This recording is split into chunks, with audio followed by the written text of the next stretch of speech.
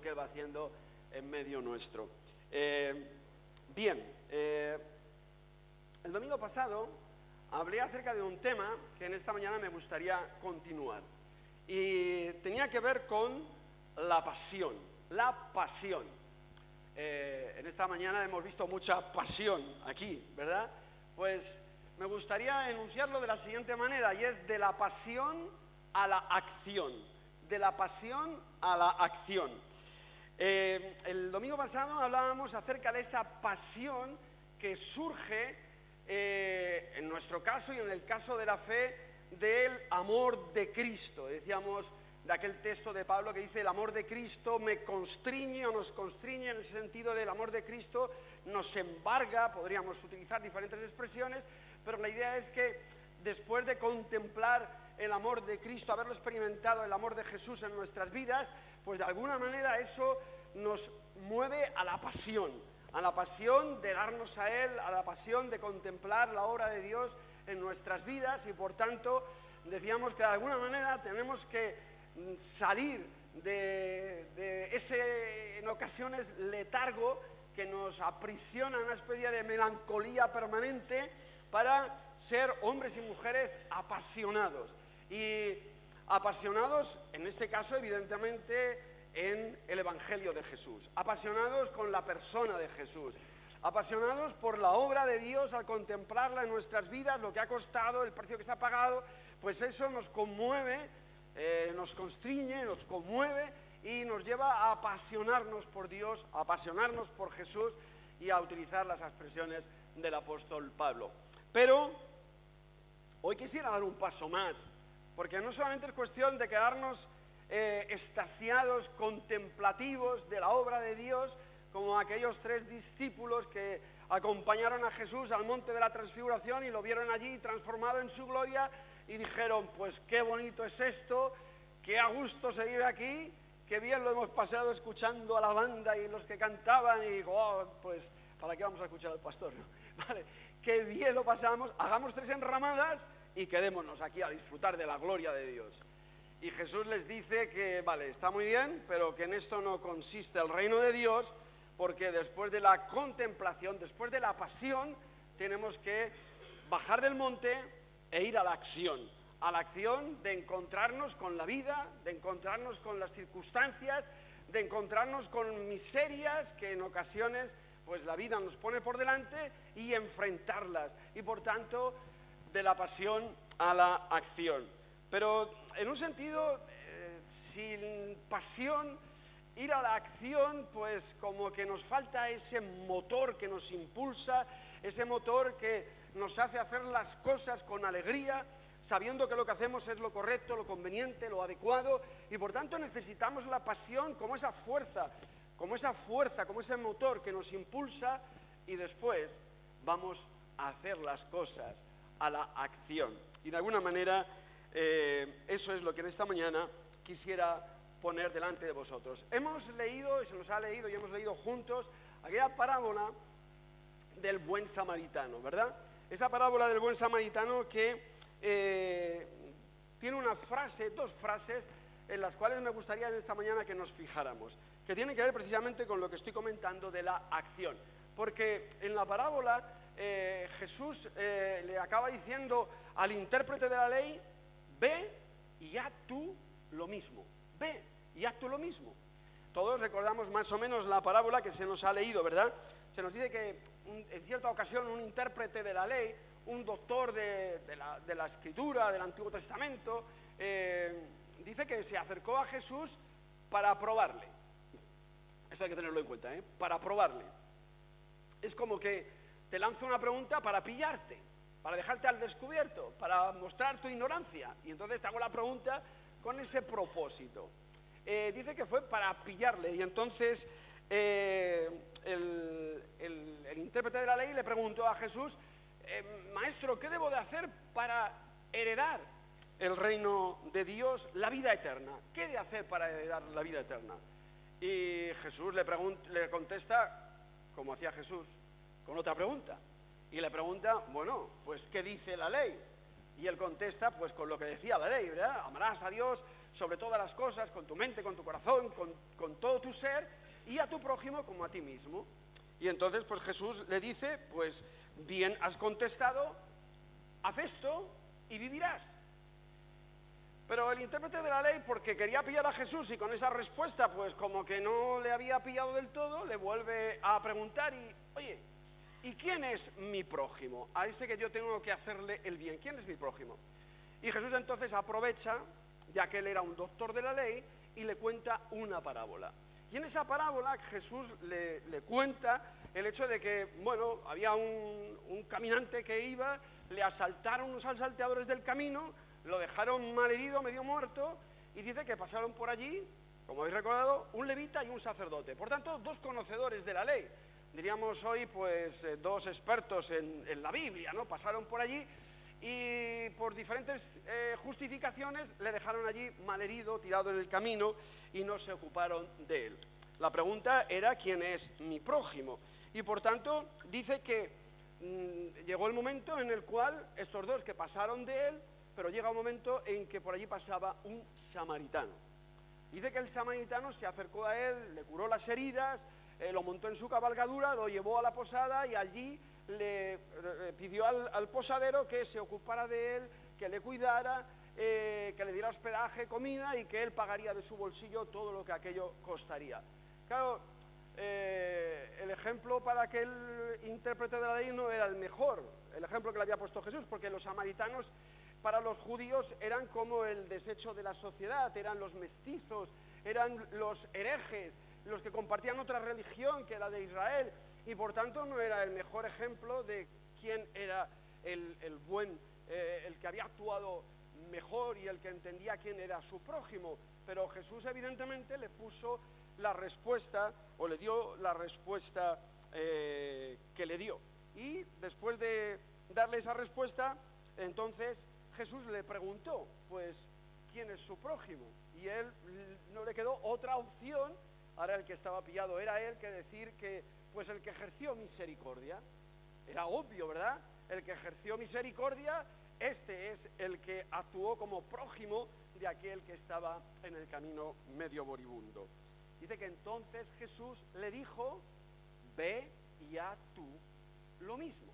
Ve tú y haz lo mismo. Por eso, en esta mañana me gustaría que nos pudiéramos centrar en estas dos respuestas de Jesús. Haz esto y vivirás, y ve tú y haz lo mismo.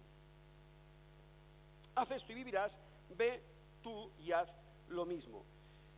Y creo que estas dos respuestas de Jesús nos colocan ante lo que es el verdadero significado y sentido de la espiritualidad, que no tiene que ver tanto con declaraciones de fe, confesiones de fe, que tiene más que ver con vivir a la luz de lo que uno cree, vivir a la luz de lo que uno cree. Y por tanto, a partir de ahí me gustaría lanzaros esta pregunta e intentar responderla a lo largo de esta mañana.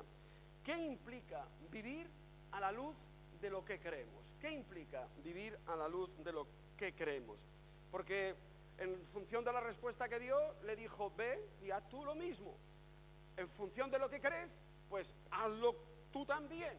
Si tú crees que el que ejerce misericordia es el que ha actuado correctamente, pues ve tú, ejerce misericordia y haz lo mismo.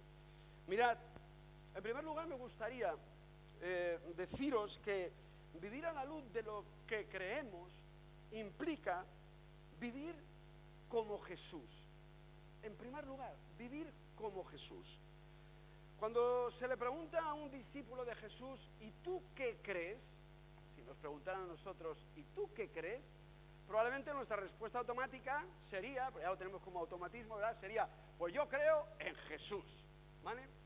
Pero es que hay un paso más allá, y es que yo creo no solamente en Jesús y lo que se me ha dicho de Él y contado de Él, sino que es que yo creo a Jesús, al mismo Jesús, a la persona de Jesús. ¿Qué implica creer a Jesús y a la persona de Jesús? Pues creer en la persona y a la persona de Jesús es precisamente hacer lo que Él hizo.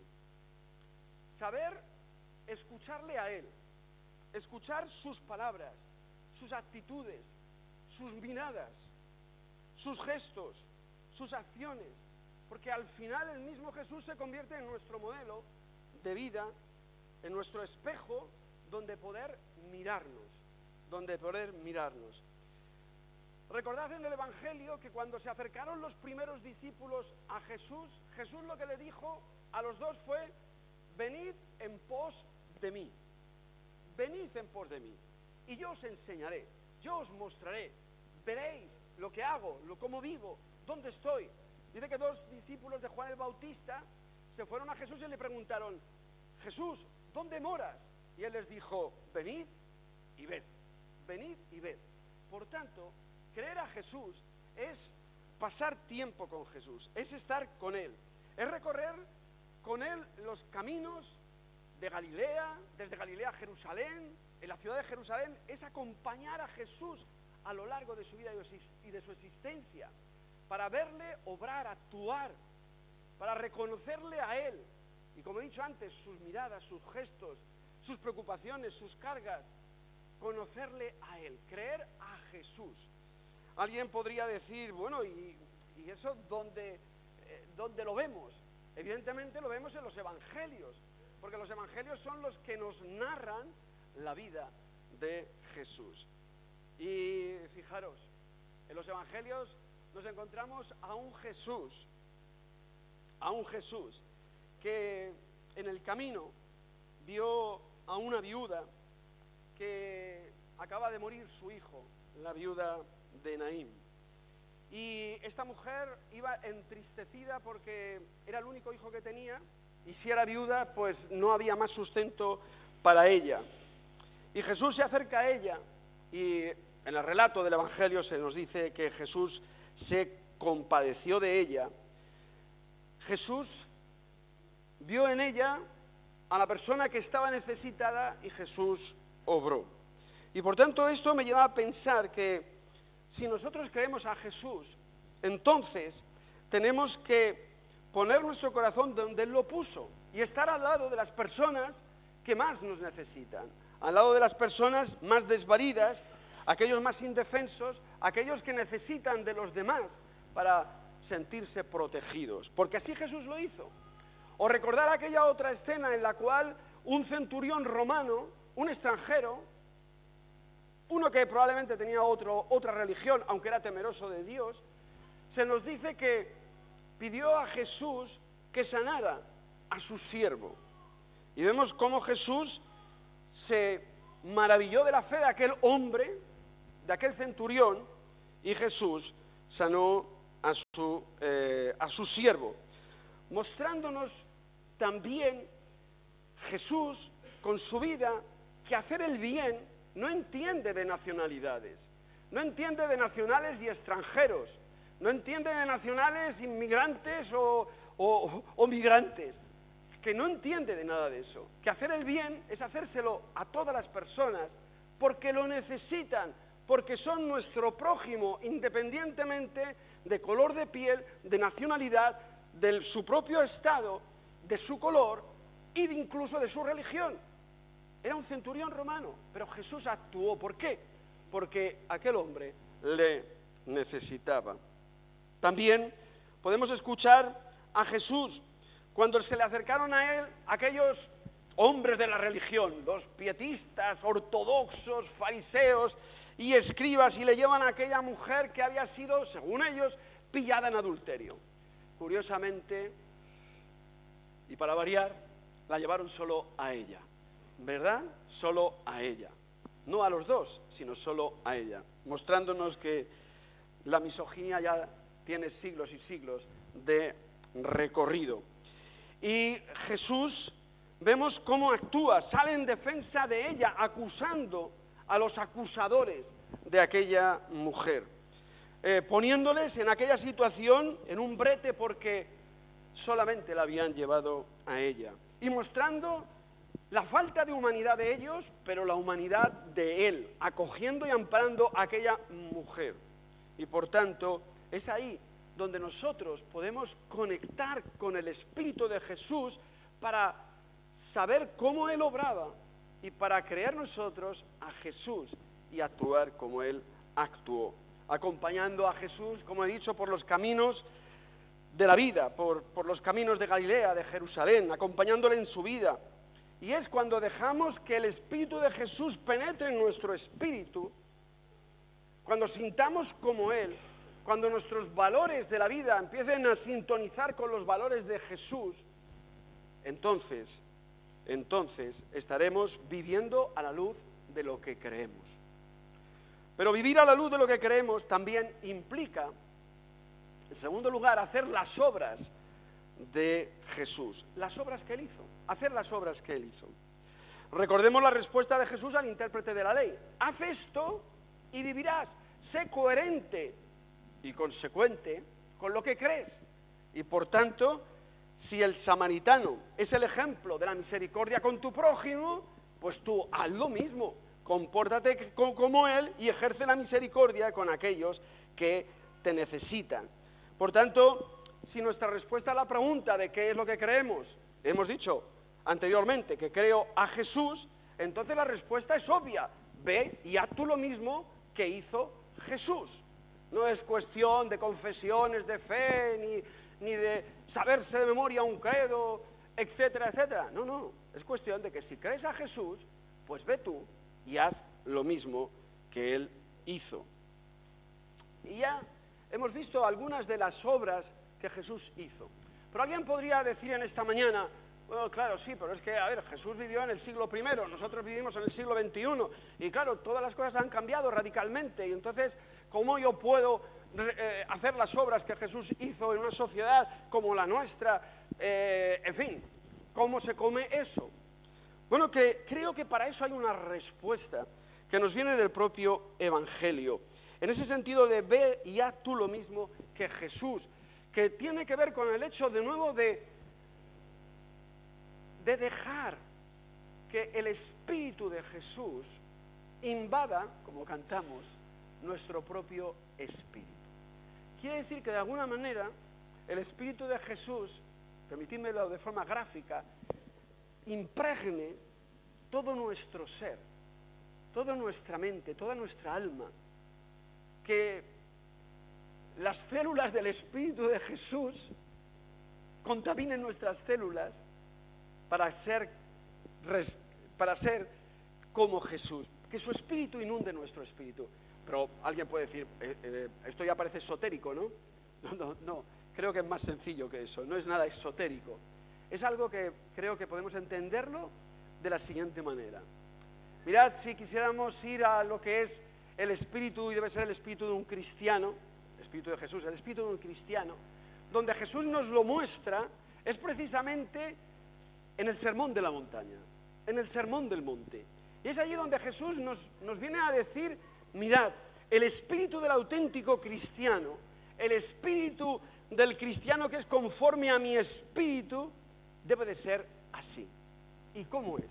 Pues dejadme hacer una lectura libre de las bienaventuranzas, para ver si podemos sintonizar con ese espíritu de las bienaventuranzas, para que sea nuestro espíritu y nos lleve en el siglo XXI, en esta sociedad nuestra, con todos los problemas y las problemáticas que hay a todos los niveles, poder actuar y obrar conforme al Espíritu de Jesús. Mirad, bienaventurados los pobres, dirá Jesús. Y me gustaría hacer esa lectura libre. En nuestro actuar deben tener lugar preferencial todos aquellos que por diferentes causas son los más vulnerables en este momento de la historia. Podríamos mencionar diferentes: los pobres, los niños, las viudas, los huérfanos, los pensionistas, los desempleados, los migrantes. Pues ahí es donde debe de estar nuestro corazón, en la defensa de sus derechos, en la promoción de estos colectivos. Por eso trabajamos y vamos a trabajar el tema de los derechos humanos en la Iglesia. Debemos estar al lado, dice, de los que lloran, de los que sufren, mostrando nuestro cariño, nuestro afecto, nuestra solidaridad, no dejándoles solos ni desamparados, a los mayores, a los enfermos, a los desvalidos.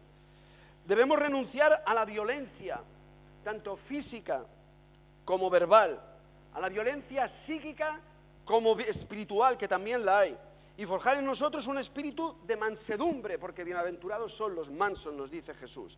Tanto en el hogar, porque, permitidme, un Kit Kat, estamos asistiendo a un terrorismo en los hogares. Es que es tremendo. Es que llevamos 8 semanas de año y ya han habido 8 o 9 muertes de mujeres por sus parejas. Esto nos tiene que hacer reflexionar y pensar a los hombres, a los varones en primer lugar, y también como iglesia, porque esto hay que denunciarlo y no puede seguir así. Pero ¿dónde empieza a cambiar todo eso? Sino en nosotros mismos y en nuestras relaciones con los que convivimos en el día a día, en nuestras propias casas y hogares. Los hijos respetando a las madres y a las hermanas, los maridos respetando a nuestras esposas, y por tanto, haciendo de eso un valor, porque bienaventurados son los pacificadores, nos dice el Evangelio, nos dice el Sermón del Monte, que nuestro obrar y pensar debe de estar motivado por la justicia en todos los órdenes de la vida, la justicia en el hogar, la justicia en el trabajo, la justicia en la propia iglesia, la justicia en la defensa de los derechos y de los valores. Hay que ser bienaventurados porque creemos en lo justo y en lo correcto. La forma más honrada de actuar es aquella que no se ve motivada por intereses espurios, sino que responde a un corazón, dice, limpio, a un corazón limpio. Bienaventurados los de limpio corazón, o sea, movidos por una buena conciencia, que no te muevan tus pasiones bajas y perversas, sino que te mueva un corazón limpio, una conciencia limpia de que estás actuando correcta y justamente para contigo, para con tus relaciones, para con tus familiares, para con tus vecinos, para con tus compañeros, para con tu ciudadanía o con ciudadanía. En ese sentido tenemos que actuar de forma honesta. Que nuestro obrar siempre sea, dice, pacificador, bienaventurados los pacificadores, ante renunciar a la violencia, pero ahora es ir un paso más allá y trabajar en pros, perdón, me estoy animando y esto es un problema. Trabajar en pro de la paz, ser agentes de paz, donde quiera que estemos. Y promover la paz tiene que ver con promoverla en casa, con tu mujer y tu esposo, con tus hijos. Tiene que ver con promover la paz dentro de la iglesia, que no haya enemigos dentro de la iglesia, que sepamos que somos hermanos llamados a una fraternidad en Cristo Jesús, que seamos pacificadores en medio de nuestros trabajos, que seamos pacificadores también en nuestra sociedad. Hay tanto discurso de odio en nuestros días, y hay tanto discurso de odio promovido por los que debieran de ser agentes de la paz, que son los gobernantes de las naciones.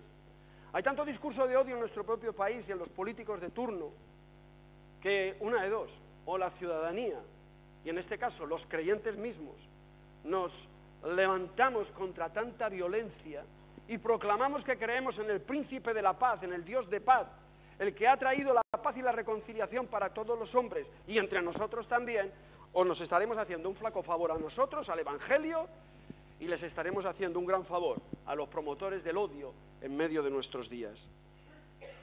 Que hacer el bien y obrar justamente sea nuestro criterio último como cristianos, el hacer el bien, que sea nuestro criterio último cristianos. Y eso estando dispuestos a pagar el precio que corresponda.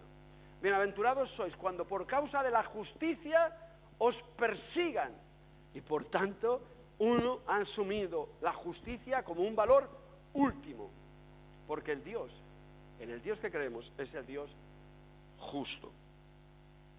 Recordemos las palabras de Jesús: así como yo os he hecho, vosotros también hagáis.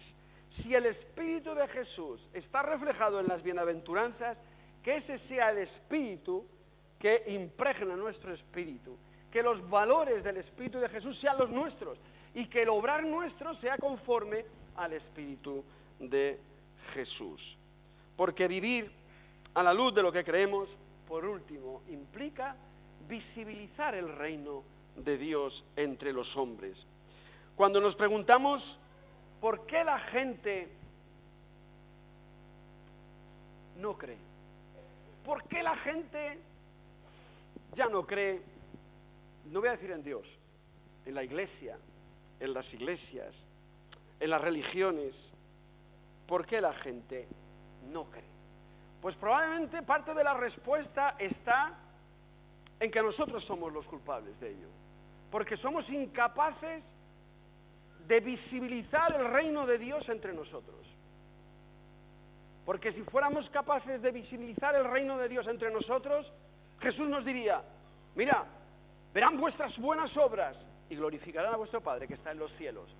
Pero probablemente en un momento de la historia en el cual parte de la iglesia llamada iglesia cristiana está mostrándonos años, décadas de abuso de menores, ahora también abuso de monjas, pero nosotros no estamos libres de pecado, ¿eh? Cuando la televisión denuncia Iglesia Anglicana en Madrid cobrando por bolsas de alimentos, ¿cuáles son nuestras buenas obras que visibilicen el reino de Dios? Si lo que mostramos es parte de todo esto. No, evidentemente yo no hago y ni pretendo hacer discursos maniqueos. Esto es una parte, ¿vale? Y hay una gran iglesia que está haciendo mucho bien en muchos lugares del mundo. Pero ya sabéis que se ve más lo malo que lo bueno, ¿o no? Piensa en ti mismo. Cuando ves a los de enfrente, ¿qué ves? ¿Lo bueno?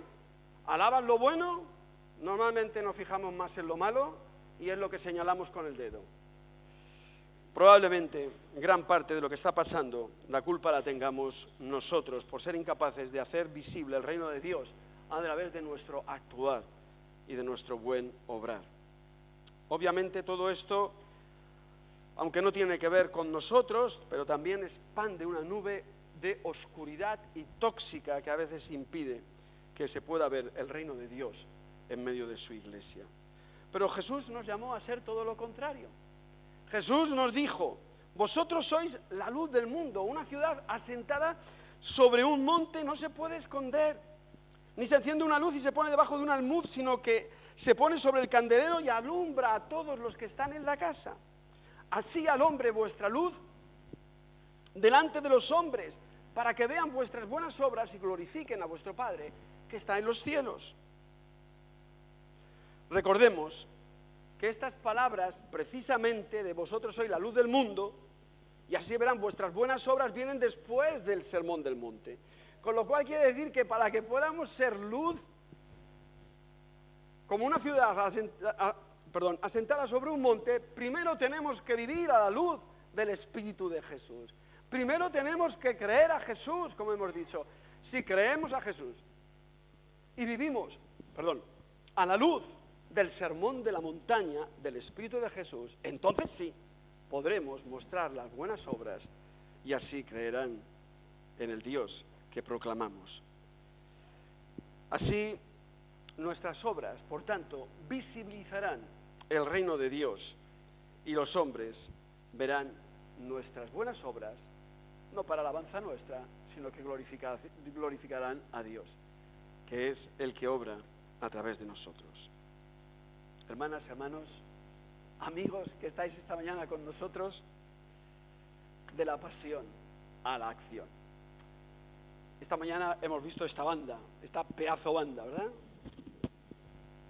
Oye, cuánta pasión hay ahí, ¿eh? Los instrumentos, ¿eh? Cuánta pasión. ¿Habéis visto el saxo? ¿Dónde está el saxo? Allí está el saxo.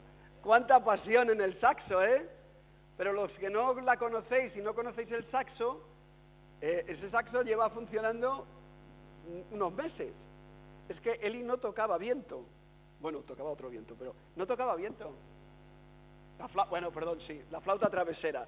¿Pero qué tiene que ver la flauta travesera con ese instrumento del saxo? ¿Habéis visto cómo suena? Qué maravilla, ¿verdad? Hoy te estoy poniendo muchas flores, ¿eh? Pero volvamos a lo nuestro. ¿Eso es fruto de qué? Eso es fruto de la pasión por la música, porque ya sabemos cuál es tu debilidad, la pasión por la música. Pero hemos visto a una trompeta y hemos visto que tenemos que hablar, ¿eh, Ramón? ¿Vale?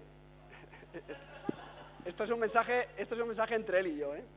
Tenemos que hablar, Ramón. Tenemos una trompeta profesional. Tenemos una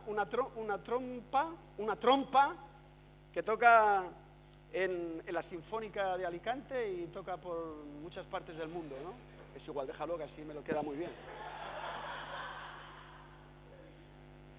Y tenemos una batería que también, ¿verdad? Profesionales que tocan en diferentes partes de Europa y del mundo.